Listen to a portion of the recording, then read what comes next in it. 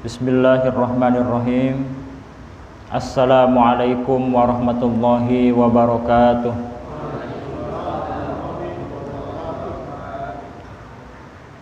Alhamdulillah wassalatu wassalamu ala Rasulillah wa ala alihi wa sahbihi wa man tabi'ahu wa mawala.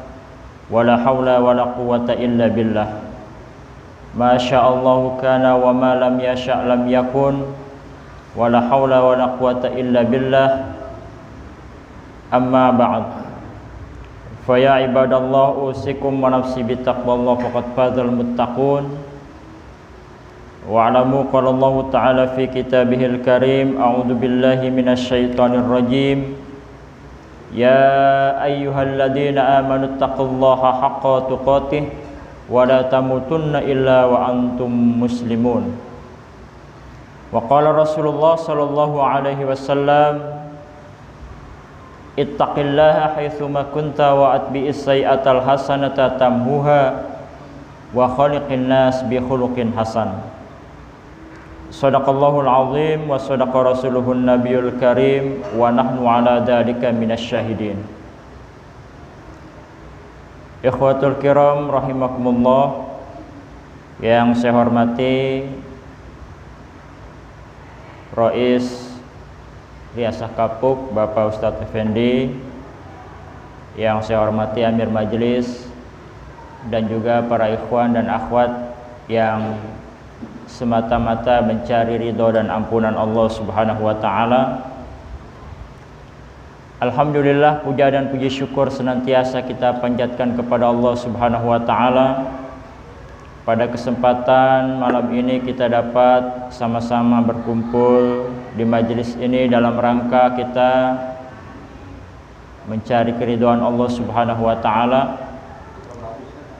Mudah-mudahan segala langkah-langkah kita oleh Allah Subhanahu wa ta'ala dihapuskan segala dosa kita dan derajat kita diangkat oleh Allah Subhanahu wa ta'ala. Salawat dan salam semoga senantiasa tercurah atas Nabi Muhammad Rasulullah sallallahu alaihi wasallam. Semoga tercurah atas keluarganya, para sahabatnya, dan kepada para pengikutnya. Mudah-mudahan kita termasuk dalam golongan umatnya hingga akhir zaman. Dalam kesempatan ini kami wasiatkan untuk diri kami pribadi dan umumnya kepada para jamaah sekalian, untuk senantiasa kita meningkatkan kualitas iman dan takwa kita kepada Allah Subhanahu wa ta'ala. Takwa dalam artian kita menjalankan perintah Allah dengan syariat yang benar dan meninggalkan segala apa yang dilarangnya. Yang mudah-mudahan dengan nilai ketakwaan itu dapat membentengi diri kita, karena Allah Subhanahu wa ta'ala senantiasa memuliakan kepada orang-orang yang bertakwa. Kalau dia seorang yang punya pangkat jabatan bertakwa kepada Allah, mulia. Kalau dia sebagai orang yang rendah di mata kita tapi dia bertakwa kepada Allah, maka di sisi Allah termasuk orang yang mulia. Jadi nilai ketakwaan itu tidak bisa dilihat dari pangkat jabatan strata manusia. Allah lah yang akan menilai nilai-nilai ketakwaan itu terhadap makhluknya. Baik para ikhwan dan akhwat rahimakumullah, dalam kesempatan ini saya akan menyampaikan satu hal yang sangat umum tapi juga perlu untuk dikaji kembali, yaitu masalah akikah. Ya. Masalah akikah ini merupakan satu hal yang sudah umum kita tahu, tapi juga pelaksanaannya kadang terbentur dengan tradisi yang akhirnya bisa menghampakan nilai-nilai sunnah itu sendiri. Jadi menurut dalil bahwa syarat diterimanya amal itu kan ada dua. Yang pertama, pelaksanaannya itu harus sesuai dengan Quran dan Sunnah. Dan yang kedua, yang diamalkan itu harus ikhlas gitu. Maka baru bisa menghasilkan pahala. Baik, ini dalam kesempatan ini saya akan menyampaikan walimatul masalah akikoh ya. Walimah itu pesta ya. Kalau walimah itu pestanya, tapi akikohnya penekanan pada si bayi itu yang telah dilahirkan. Mungkin dalam kesempatan ini bisa kita sampai habis ini masalah akikoh ini dengan berdasarkan dalil-dalil yang ada. Yaitu mengenai hal-hal yang terjadi di masyarakat kita. Kadang kan kalau di daerah-daerah itu beda tradisi gitu ya tentang akikoh ini. Nah, di sini akan kita bahas apakah ada dasarnya gitu, dalilnya. Baiklah hadirin ma'asyiral muslimin dan muslimah rahimakumullah. Jadi yang pertama pengertian akikoh itu dulu. Menurut bahasa akikoh itu berasal dari kata akko, ya, ain dan qaf. Akko ya'uqu akon, artinya memotong. Apa yang dipotong? Dinamakan akikoh atau yang dipotong karena dipotongnya leher binatang dengan penyembelihan itu. Itu ya. Ini belum makna pembahasan tentang keseluruhan setelah bayi dilahirkan kenapa harus diakikohin gitu ya. Ini masih dalam pengertiannya. Ada pula yang mengatakan bahwa akikoh itu asalnya adalah rambut yang terdapat pada kepala si bayi ketika ia keluar dari rahim sang ibu. Rambut ini disebut akikoh karena ia mesti dicukur. Itu kalau bayinya lahir kemudian gondrong gitu ya, gondrongnya tapi nggak kayak panjang-panjang banget gitu, tapi ada rambutnya gitu ya. Nah itu mesti dicukur. Nah, nanti kita akan bahas masalah dicukurnya itu karena ada syarat-syaratnya ya.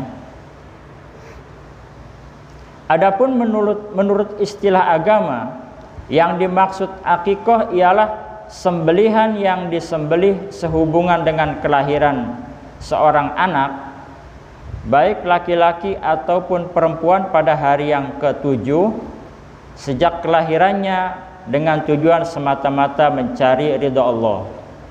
Nah, itu ya. Jadi menurut istilah agama adalah sembelihan yang disembelih sehubungan dengan kelahiran seorang anak, baik perempuan ataupun laki-laki, pada hari yang ke-7 sejak kelahirannya dengan tujuan semata-mata mencari ridha Allah. Ditinjau dari segi sejarah, akikoh ini ada sejarahnya juga. Jadi bukan semata-mata Rasulullah SAW melakukan suatu amalan tidak ada peristiwa sejarahnya gitu. Nah, ditinjau dari peristiwa sejarah syariat akikoh yaitu menyembelih 2 ekor kambing kalau anaknya laki-laki dan seekor kambing jika anaknya perempuan, telah dikenal dan biasa dilakukan orang sejak zaman jahiliyah. Namun dengan cara yang berbeda dengan yang dituntunkan oleh Rasulullah SAW bagi umat Islam. Jadi sebelum Rasulullah SAW itu merisalahkan masalah akikoh ini, menyampaikan dengan syariat yang benar, zaman jahiliyah dulu juga melakukan akikoh gitu ya. Kalau zaman dulu sebelum Islam datang sudah ada akikoh, zaman Rasul kan ada akikoh, di mana bedanya? Nah, dari Buraidah berkata di dalam keterangan dalilnya, kunna fil jahiliyati idza wulida li ahadina ghulamun dabaha syatan wala takha ra'sahu bidamiha falamma ja'allah bil islam kunna nadbahu syatan wa nakhliqu ra'sah. wa naltahu biza'faron.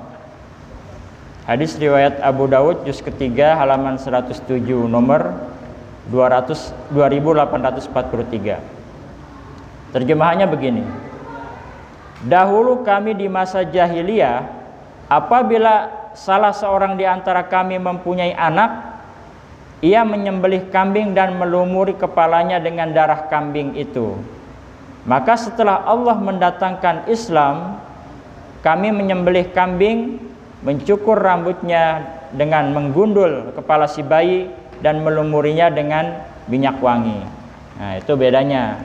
Dulu waktu zaman jahiliyah, ketika bayi itu lahir, kemudian pada hari yang ketujuh diakikohin sama orang tuanya, disembelihin binatang sembelihan, ya, kambing. Kemudian darahnya dilumurin ke kepala si bayi. Itu pada zaman jahiliyah. Nah, kemudian setelah Islam datang, maka diganti kepala si bayi itu dilumuri dengan minyak wangi. Ya. Ini secara secara medis kan belum diketahui ya. Masalah darah potongan kambing yang telah dipotong dilumuri ke kepala si bayi itu gitu. Ya, kalau sekarang kan udah zaman modern, udah ada medis, ya pasti diteliti bahwa darah yang keluar dari binatang itu kan belum tentu bagus gitu kan. Ya bisa ada bakteri-bakterinya gitu, atau najis lah segala macam, yang akhirnya punya dampak kepada si bayi itu, nanti bisa sakit lebih parah. Kemudian dalam hadis yang kedua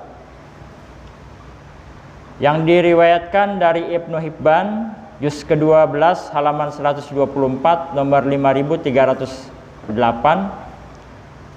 an Aisyah taqalat, dari Aisyah beliau berkata, kanu fil jahiliyati idza aqu anis sabiyyi khadabu qutnatan bidamil aqiqah fa idza halaqu ra'sas sabi wada'uha ala ra'si faqala an-nabiy sallallahu alaihi wasallam ij'alu makanat dam huluqa. Dari Aisyah ia berkata, dahulu orang-orang pada masa jahiliyah apabila mereka berakikoh, untuk seorang bayi mereka melumuri kapas dengan darah akikoh, dengan darah sembelihan. Lalu ketika mencukur rambut si bayi mereka melumurkan pada kepalanya, ya, dipotong rambutnya, dilumurin darah pakai darah sembelihan itu.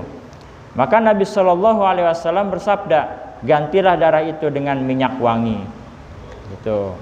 Itu perbedaannya. Jadi pada zaman jahiliyah akikoh itu disembelihin hewan, kambing, kemudian dilumuri darah, dan pada Islam datang diganti dengan dilumuri dengan minyak wangi.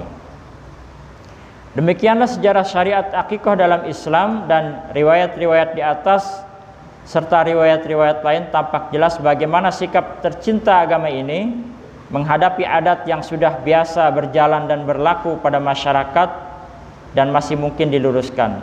Jadi tegasnya Islam sesuai dengan fungsi diturunkannya, yaitu sebagai lambang kasih sayang atau rahmat, serta memimpin ke arah jalan yang serba positif. Maka dalam menghadapi adat istiadat yang sudah biasa dilaksanakan sekelompok manusia dengan menempuh 3 macam cara. Jadi ketika Islam datang itu menghadapi situasi adat tradisi pada masyarakat zaman dahulu. Jadi Rasulullah SAW itu kan diutus di Mekah, ya, pada suku Quraisy itu, kalau menurut para ahli sejarah adalah masyarakat yang kondisinya akhlaknya rendah sekali gitu, ya, udah nggak bisa baca tulis, kemudian akhlaknya rendah.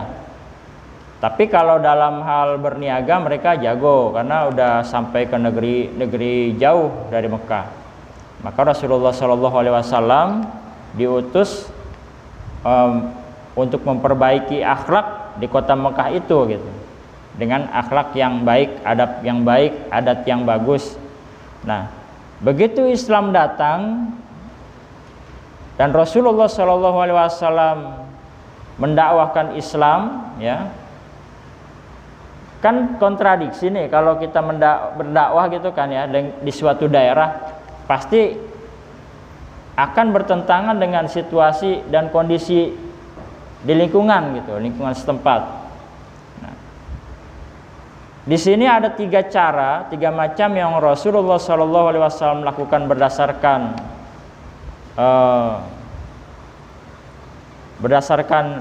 daripada kasih sayangnya Allah Subhanahu wa taala ini memberikan Islam ini sebagai agama rahmatan lil alamin. Yang pertama, kalau adat istiadat itu bertentangan dengan Islam itu bagaimana? Yang pertama, menghapusnya sama sekali. Bila di dalam adat istiadat itu mengandung unsur-unsur kemusyrikan yang tidak mungkin diluruskan lagi, maupun hal-hal yang membahayakan keselamatan manusia itu sendiri, maka baik dari segi akidah rohani maupun bagi tatanan masyarakatnya, dalam hal ini Islam tidak dapat mentolerir atau membiarkannya hidup dan bersemi dalam kehidupan umatnya, karena sesuai dengan kenyataan bahwa petani yang pandai serta bertanggung jawab terhadap hasil suburnya padi tidak akan membiarkan tumbuh rumput-rumput di pinggirnya, ya, alang-alang liar yang ada di sekelilingnya. Jadi kalau adat itu sangat bertentangan dengan syariat Islam, maka dihapuskan sama sekali, gitu. Kemudian yang kedua, sedang bila adat istiadat tersebut mengandung hal-hal yang bertentangan dengan agama, akan tetapi masih bisa diluruskan, maka Islam datang untuk meluruskannya. Dan kemudian berjalan bersama-sama dengan Islam sebagaimana masalah akikah ini, ya.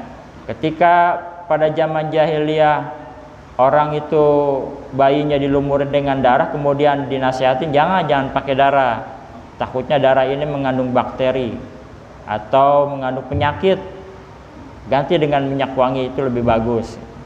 Maka sejalan dengan ini maka bisa berjalan dengan baik, dengan sesuai dengan aturan Islam. Kemudian yang ketiga, adat istiadat yang tidak mengandung unsur-unsur kemusyrikan dan kezaliman serta tidak bertentangan dengan agama, maka Islam memelihara dan memberi hak hidup baginya dan berkembang lebih lanjut dalam masyarakat tersebut tanpa sesuatu perubahan.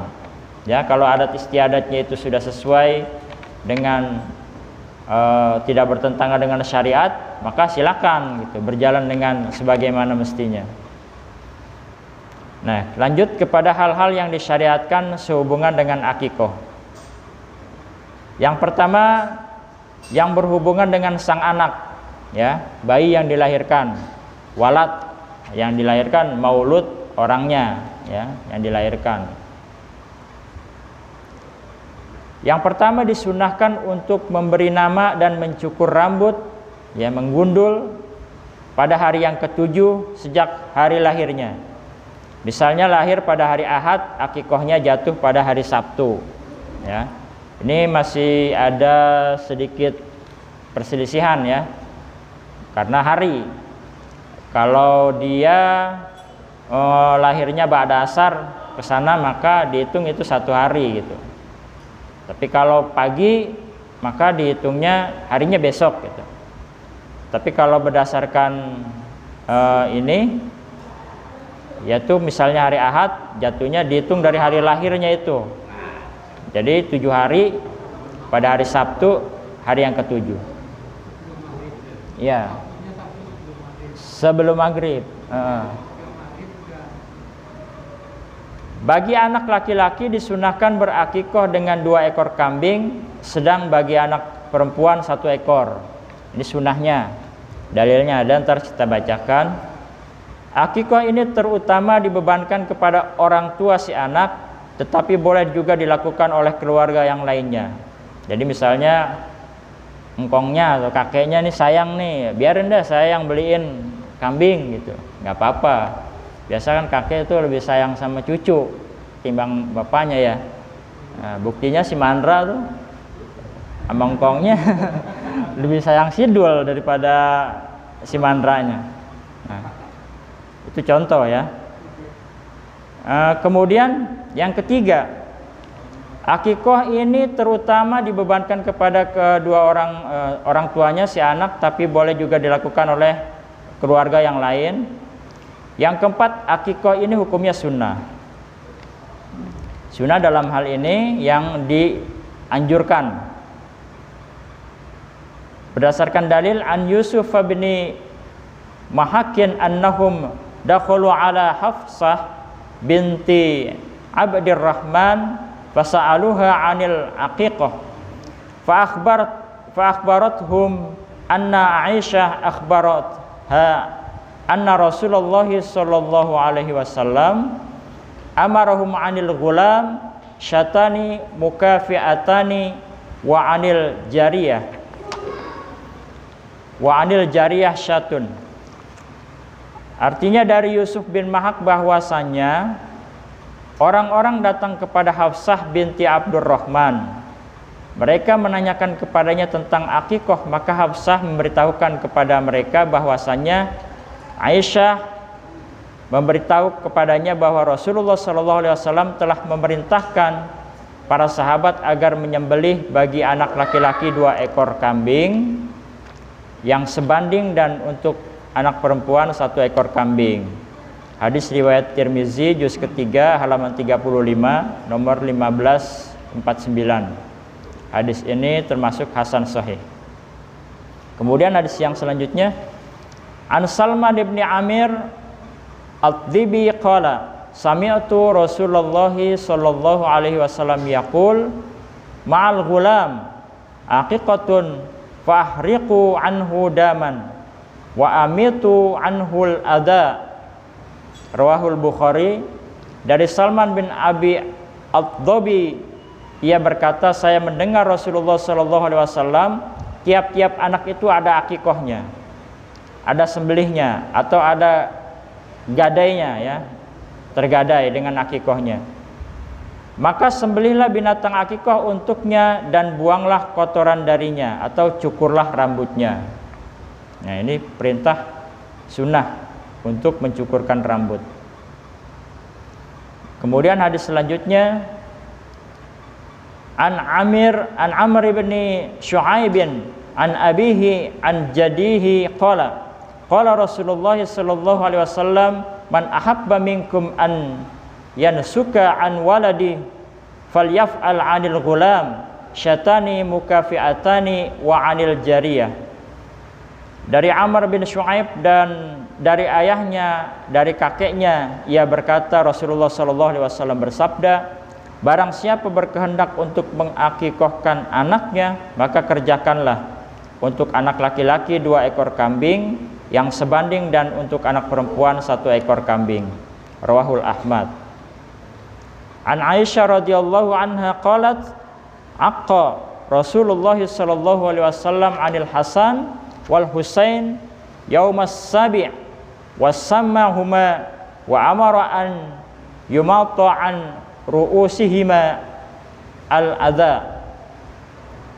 Dari Aisyah radhiyallahu anha, ia berkata Rasulullah sallallahu alaihi wasallam pernah berakikah untuk Hasan dan Husain, cucunya ya. Pada hari yang ke-7 dari kelahirannya, beliau memberi nama dan memerintahkan supaya dihilangkan kotoran dari kepalanya atau dicukur. Hadis riwayat Hakim. Jelas ya?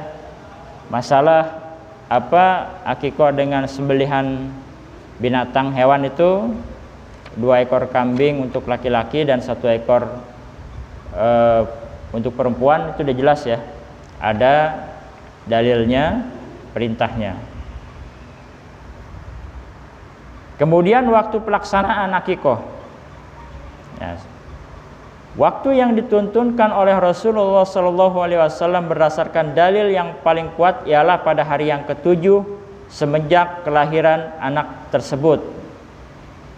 Ya, kalau dengan kontradiksi tradisi kita, ada yang lebih dari 7 hari, 40 hari. Ya, sama orang meninggal juga 40 hari.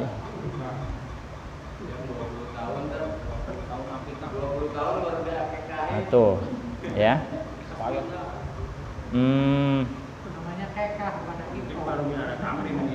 Sunahnya hari yang ketujuh ya.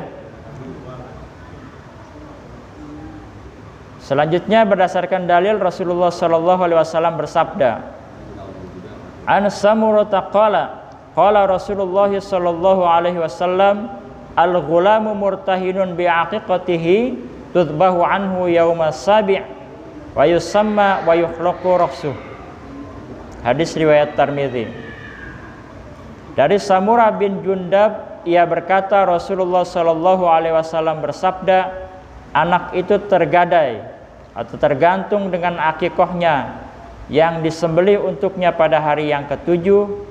Di hari itu ia diberi nama dan dicukur rambutnya. Nah, itu salah satu syarat daripada akikoh itu, diantaranya ada 3 ya. Diakikohkan, dipotongin ya dengan sembelihan. Pada hari yang ketujuh diberi nama dan dicukur rambutnya, berarti 4 ya, 4 persyaratan itu. An Samurah ibnu Jundab anna Rasulullah SAW qala kullu ghulamin rahinatun bi'aqiqatihi tudbahu anhu yauma sabihi wa yuhlaqu wa yusamma. Dari Samurah bin Jundab bahwasanya Rasulullah SAW bersabda, tiap anak itu tergadai tergantung dengan akikahnya yang disembelih untuknya pada hari yang ketujuh. Di hari itu ia dicukur rambutnya dan diberi nama ya. Pada hari yang ketujuh dicukur rambutnya, dikasih nama yang bagus, nama-nama orang-orang soleh, nama-nama para nabi, nama-nama utusan Allah ya. Boleh nama para malaikat. Kalau pakai nama Asmaul Husna harus pakai Abdun di depannya, dan sebagus-bagus nama pakai Muhammad ya, Muhammad Yusuf ya. Boleh pakai Ibrahim. Waduh Ustadz, saya pakai nama nih sesuai dengan Al-Quran.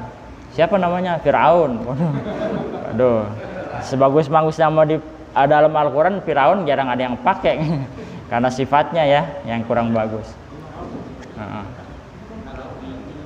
Boleh pakai nama-nama orang yang soleh, atau nama itu kan doa. Selain doa juga merupakan identitas ya. Kalau dikasih namanya Li Tehwa, wah pasti identitasnya orang Cina ini gitu. Tapi ketika dikasih nama Abdurrahman, Abdul Somad, nah ini orang Muslim pasti ya. Walaupun sekarang juga ada orang-orang yang non pribumi pakai nama-nama seperti itu gitu. Ya dia cuma untuk kamuflase barangkali ya.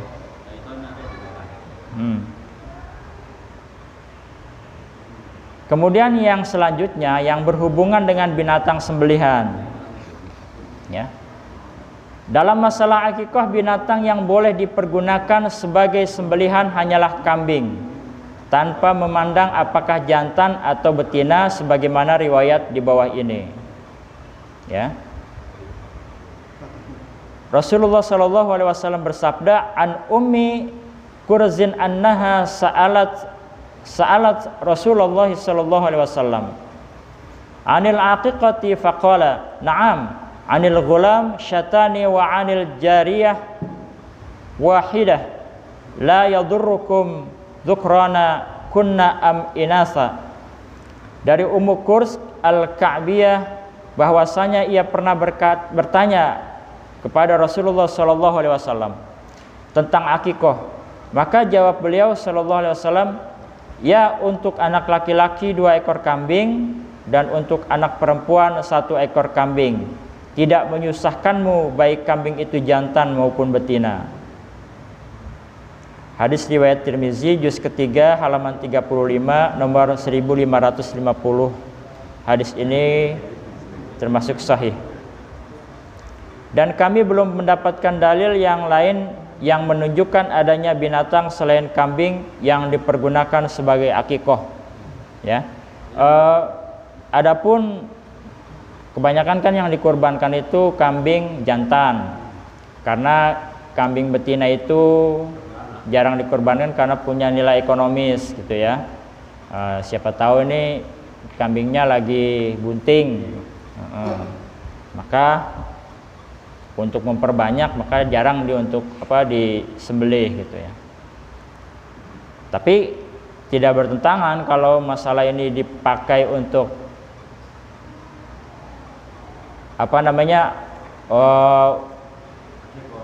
akikoh ya, nggak masalah.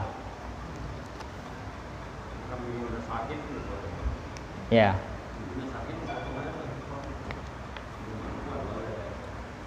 Hal-hal yang perlu diperhatikan dalam masalah akikoh ini, banyak orang yang melakukannya dengan yaitu cara-cara yang tidak sesuai dengan yang dituntunkan oleh Nabi Shallallahu Alaihi Wasallam. Tetapi bila mereka ditanya dalilnya atau tuntunannya, mereka sendiri tidak dapat mengemukakan dengan jelas apa dalil-dalilnya gitu ya. Karena sebagaimana Quran menyatakan, mereka banyak melakukan hal ini berdasarkan pengetahuan nenek moyang mereka gitu. Maka dalam kesempatan ini kami suguhkan kepada para jamaah sekalian dalil-dalil yang bisa dipergunakan sebagai dasar amalan yang berhubungan dengan masalah akikoh ini. Ini kebanyakan nggak kira-kira? Tapi nggak apa-apa ya, biar tambahan ini masalahnya, biar informasi ini sampai tuntas, sampai tidak ada perselisihan gitu. Karena dan juga nanti kalau di lapangan itu jangan sampai timbul perdebatan yang sampai mencolok, karena masalah ini kan masalah yang dakwah yang krusial juga. Jadi jangan sampai terlalu debatnya jangan sampai diperpanjang kalau misalnya ada kira-kira yang bertentangan dengan hal ini. Tapi kita perlu memahami gitu. Kenapa perlu memahami? Karena ini kan amalan yang sesuai sunnah, yang kalau kita amalkan ya kita bisa mendapatkan pahala, dan kalau kita dakwahkan kita juga dapat pahala. Ya, kalau kita tahu tapi kita diam dan kita tidak amalkan, maka kita termasuk orang yang tidak menyampaikan amanah Rasul, balighu anni walau ayah. Nah, ya walaupun banyak tapi kita kebet dah, buru-buru dah biar cepet gitu ya. Nah, sekarang masalah yang ada di masyarakat berkaitan dengan akikoh juga, yaitu azan dan iqomah pada telinga bayi yang baru lahir. Nah, itu kan sering ya, sering kita saya dulu waktu lahir anak kedua juga sama susternya, padahal orang Kristen tuh suster. Pak mau diajanin nggak gitu? Ya begitu. Ya mau diajanin nggak Pak gitu? Padahal pas waktu lahir pas lagi azan itu, ya pas handphone saya bunyi, bunyi azan gitu, azan asar waktu itu. Nah, ini ada dalil-dalil yang sering disampaikan oleh para asatidz juga, yang baik kita akan saya bacakan aja ya. An Abi Rafi' qala ra'aitu Rasulullah sallallahu alaihi wasallam addana fi udunil Hasan hina waladathu Fatimatu bis shalah, rawahul Ahmad. Dari Abu Rafi, ia berkata, saya pernah melihat Rasulullah sallallahu alaihi wasallam berazan sebagaimana azan salat pada kedua telinga Hasan ketika dilahirkan oleh Fatimah. Hadis riwayat Ahmad juz 9 halaman 230 nomor 23.930. Dan para perawi hadis mendoifkan karena dalam sanadnya ada perawi bernama Asim bin Ubaidillah. Asim bin Ubaidillah ini termasuk dalam kategori tabi'in ya. Jadi di bawahnya Rasul jauh gitu ya. Kemudian hadis yang kedua, an Ubaidillah bin Abi Rafi an abihi qala ra'aitu Rasulullah sallallahu alaihi wasallam adana fi udunil Hasan bin Ali radhiyallahu anhu bis salati hina waladathu Fatimah radhiyallahu anha. Dari Ubaidillah bin Abu Rafi dari ayahnya ia berkata, aku melihat Rasulullah sallallahu alaihi wasallam berazan di telinga Hasan bin Ali radhiyallahu anhu seperti azan salat ketika ia dilahirkan oleh Fatimah radhiyallahu an. An Abi Rafi anna Nabiy sallallahu alaihi wasallam adana fi udunil Hasan wal Husain radhiyallahu anhu hina wulida wa amaru bihi. Dari Abu Rafi bahwasanya Nabi sallallahu alaihi wasallam membaca azan pada telinga Hasan dan Husain radhiyallahu an ketika keduanya dilahirkan dan beliau menyuruh yang demikian itu. Dalam keterangan hadis-hadis tentang mengazani bayi setelah dilahirkan tersebut kesemuanya diriwayatkan melalui jalan Asim bin Ubaidillah. Adapun tentang Asim bin Ubaidillah ini, Bukhari berkata ia munkarul hadis, Abu Zur'ah berkata ia munkarul hadis, Abu Hatim berkata ia munkarul hadis, Daraqutni berkata ia matrukul hadis, Nasai berkata ia dhaif. Jadi munkarul hadis, matrukul hadis itu semuanya dikategorikan dhaif gitu ya. Munkarul hadis itu hadis yang ada cacat pada sisi perawinya. Kalau matruk itu ditinggalkan atau dibuang karena tidak ada gunanya atau perawinya masih dhaif juga gitu. Hadis lagi yang diriwayatkan Ibnu Sunni demikian, an Husain bin Ali radhiyallahu anhu qala Rasulullah sallallahu alaihi wasallam man wulida lahu mauludun fa adzana fi udunihil yumna wa aqam fi udunihi yusra lam tadurruhu ummu sibyan. Dari Husain bin Ali radhiyallahu an ia berkata Rasulullah sallallahu alaihi wasallam bersabda, barang siapa mempunyai anak yang baru dilahirkan kemudian ia mensuarakan azan di telinga kanan dan iqamah pada telinga yang kiri, maka anak itu tidak diganggu oleh ummu sibyan atau sejenis syaitan ya, sejenis jin. Dalam keterangan hadis ini dhaif karena dalam sanadnya ada perawi bernama Jabarah bin Al-Mughlis, Yahya bin Ala, Al-Marwan bin Salim. Hadis ini juga lemah karena dalam sanadnya ada perawi bernama Jabarah bin Al-Mughlis, Yahya bin Ala dan Marwan bin Salim, ketiganya dhaif. Ya. Tentang Jabarah bin Al-Mughlis, salah satu perawi ini, Al-Bazar berkata ia banyak keliru. Daraqutni berkata ia matruk. Bukhari berkata hadisnya mudtarib. Tentang Yahya bin Al-A'la, Imam Ahmad bin Hanbal berkata ia pendusta. Amir bin Ali Nasai dan Daraqutni berkata ia matrukul hadis. Abu Zur'ah berkata hadisnya dhaif. Jadi banyak ya hadis-hadis yang dhaif itu yang kita amalkan. Tapi ada juga ulama yang masih membolehkan hadis dhaif itu dengan kategori kalau hadis-hadisnya itu tidak bertentangan ya dengan syariat atau tidak dengan kemusyrikan gitu ya. Tentang Marwan bin Salim, Bukhari dan Muslim berkata ia munkarul hadis. Daraqutni berkata ia matrukul hadis. Abu Hatim berkata ia munkarul hadis jiddan. Al-Baghawi berkata ia munkarul hadis.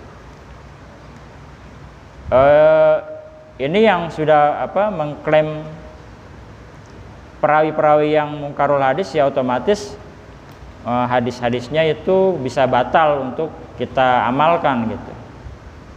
Ini kelamaan nggak? Kelamaan kan? Apa? Ya.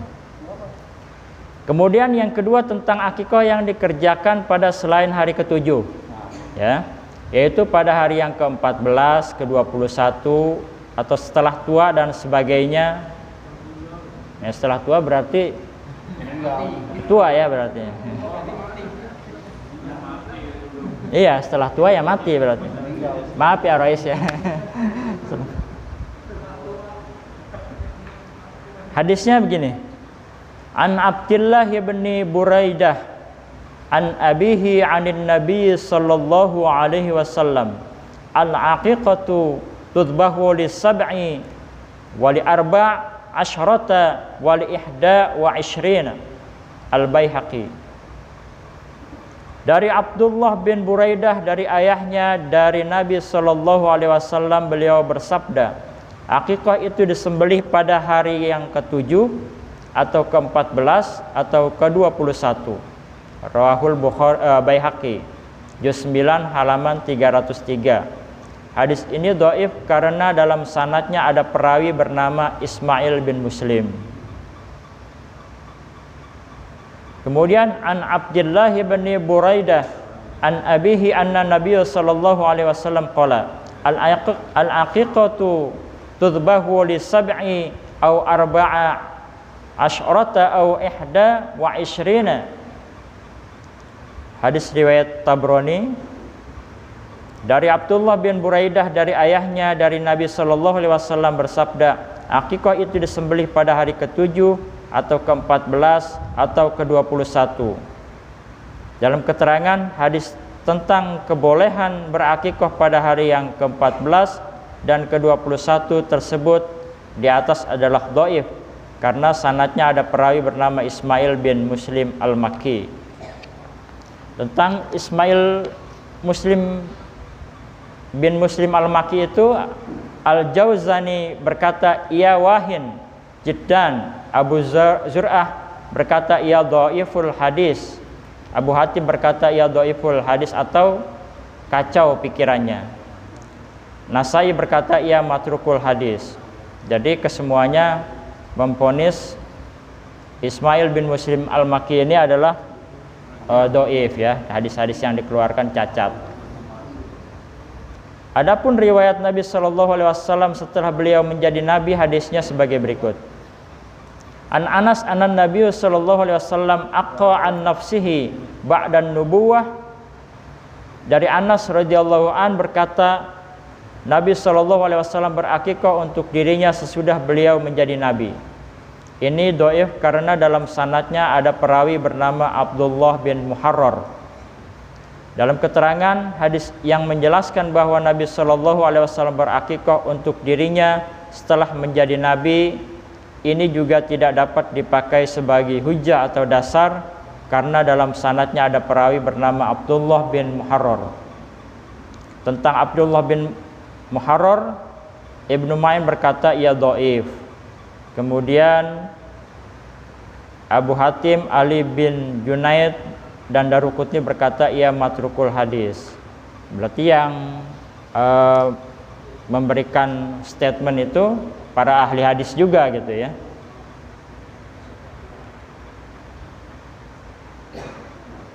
Jelas ya tadi ya yang masalah, karena guru kita Ustadz Syamsuddin pernah menyampaikan bahwa momentum sunnah itu harus sesuai dengan time-nya gitu, harus sesuai dengan temponya ya.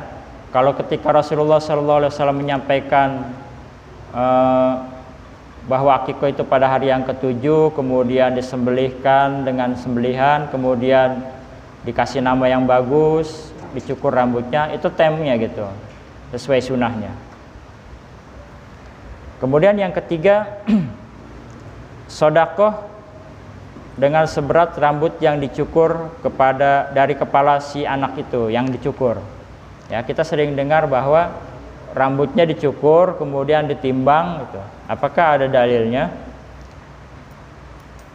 Dari Ja'far bin Muhammad bin Ali dari ayahnya bahwasanya ia berkata, Fatimah binti Rasulullah sallallahu alaihi wasallam menimbang rambut kepala Hasan, Husain, Zainab dan Ummu Kulthum, kemudian bersodakoh dengan perak seberat rambutnya itu. Itu hadis yang pertama. Kemudian hadis yang selanjutnya dari Muhammad bin Ali bin Husain dari Ali radhiyallahu an, ia berkata, Rasulullah sallallahu alaihi wasallam berakikah untuk Hasan dengan seekor kambing dan beliau bersabda, Hai Fatimah, cukurlah rambutnya dan bersedekahlah dengan perak seberat rambutnya itu. Lalu kami menimbangnya dan rambutnya itu seberat 1 dirham atau setengah dirham. Hadis riwayat Baihaqi dalam As-Sunanul Kubra juz 9 halaman 304. Kemudian hadis yang ketiga yang masih berkaitan dengan menimbang rambut dari Muhammad bin Ali bin Husain dan dari Ali bin Abu Thalib, ia berkata, Rasulullah sallallahu alaihi wasallam berakikah untuk Hasan seekor kambing dan bersabda, Ya Fatimah, cukurlah rambutnya dan bersedekahlah seberat rambut kepalanya dengan perak, maka adalah beratnya 1 dirham atau setengah dirham. Mengatakan hadis ini hasan gharib, sanadnya tidak bersambung. Dalam keterangan, hadis-hadis tersebut sanadnya munqati atau terputus karena Abu Ja'far Muhammad bin Ali bin Husain bin Ali tidak sezaman dengan Ali bin Abi Thalib, dan Ali bin Abi Thalib wafat pada tahun 40 Hijriah, sedangkan Abu Ja'far Muhammad bin Ali bin Husain lahir pada tahun 56 Hijriah. Selisihnya 16 tahun. Ya, menurut keterangan ini. Baik, para ikhwan dan akhwat sekalian, selesai masalah akikoh, pembahasannya dari segi dalil. Adapun dalam kehidupan kita dalam bermasyarakat yang perlu kita sosialisasikan adalah mengenai walimatul akikoh ini. Yang pertama, sunnah yang dianjurkan. Jadi walimatul akikoh, pelaksanaannya, walimah itu kan ada pesta gitu ya. Nah, padahal tidak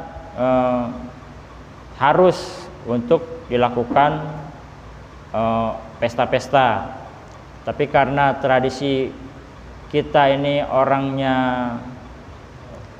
saling guyup gitu ya, karena bagi-bagi kebahagiaan, maka ketika ada kebahagiaan diundang tetangga kanan kiri, saudara, kerabat gitu ya, pada datang untuk berkumpul. Kalau dari segi yang kita bisa maknai apa yang diambil sikap dari guru-guru kita dahulu, ya, dulu di Kapuk nih gitu ya, itu tradisi banyak melakukan akikoh pada hari yang ke-40 ya. Ya, dulu itu tahun 80-an ketika almarhum Allah yarham Ustadz Muhammad Sahlan Abu Toro berdakwah di Kapuk Muara. Nah, sampai menyentuh dakwah ke Nurul Jannah ini, beliau mensosialisasikan sesuai dalil, yaitu pada hari yang ke-7, dan alhamdulillah berjalan dengan baik gitu ya, sampai diteruskan generasi penerusnya almarhum Ustadz Nana gitu ya. Ya, karena dakwah itu kan kadang diterima dan nggak diterima, ya, diterima nggak diterima. Adapun kalau dakwah itu diterima, kita bersyukur kepada Allah Subhanahu wa taala. Adapun kalau dakwah itu belum diterima, ya kita sudah menyampaikan masalah ini ya dengan sebaik-baiknya gitu. Maka dulu almarhum Ustadz Nanas pernah itu menyampaikan sampai bilang begini, saya masih ada rekamannya gitu ya, selama di Kapuk Muara ini kalau akikohnya belum 7 hari gitu, maka saya akan terus sampaikan gitu. Nah, beliau sampaikan begitu. Yang penting kita berusaha untuk mengupayakan bahwa menghidupkan sunnah, ya. Karena Rasulullah Shallallahu Alaihi Wasallam bersabda, barang siapa yang menghidupkan sunnahku di kala rusaknya umatku, maka dia akan mendapat ganjaran laksana 100 syahid. Nah, adapun hasil yang kita capai apabila kita sudah melaksanakan dakwah itu belum maksimal, maka urusannya kita bertawakal kepada Allah Subhanahu wa taala, ya. Maka kurang lebihnya inilah yang bisa saya sampaikan. Mohon maaf apabila ada kekurangan-kekurangan. Mungkin kepanjangan daripada penyampaian makalah ini, tapi yang penting bisa tuntas berdasarkan dalilnya kita sampaikan, dan mudah-mudahan bisa bermanfaat buat tambahan ilmu kita semua. Demikianlah, usikum wa nafsi bittaqwallah. Wassalamualaikum warahmatullahi wabarakatuh.